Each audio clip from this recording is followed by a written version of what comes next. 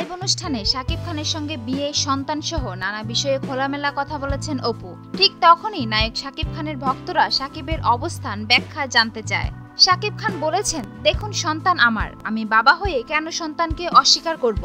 আর এটা সবাই জানেন যে শোবিজ ইন্ডাস্ট্রিতে কোটি কোটি টাকা লগ্নি হয়েছে আমার একাধিক ছবিতে, তাই বিষয়টা নিয়ে আমরা সমঝোতার মাধ্যমে পার করছিলাম। সন্তানের দায়িত্ব আমার সারা জীবনের, কিন্তু অপু বিশ্বাস তার মা হয়ে যে কাজটি করলো সেটা ঠিক করেনি, কারণ অপু তো নিজেও এই ইন্ডাস্ট্রির অংশীদার। সুতরাং ইন্ডাস্ট্রির লাভ ক্ষতিও ওর বিবেচনা করা উচিত ছিল।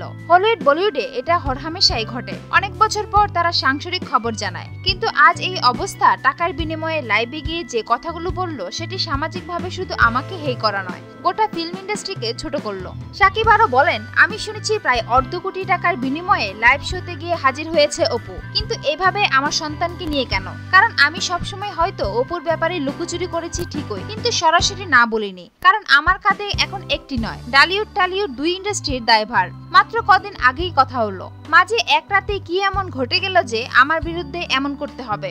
এর পিছনে অন্য অনেকের কুপরামর্শ রয়েছে, আমার বিরুদ্ধে কঠিন ষড়যন্ত্র চলছে। সুপ্রিয় দর্শক, বিনোদন জগতের আরো নিত্য নতুন খবর জানতে আমাদের চ্যানেলটি সাবস্ক্রাইব করতে ভুলবেন না। লাইক দিন, কমেন্ট এবং শেয়ার করুন। ধন্যবাদ।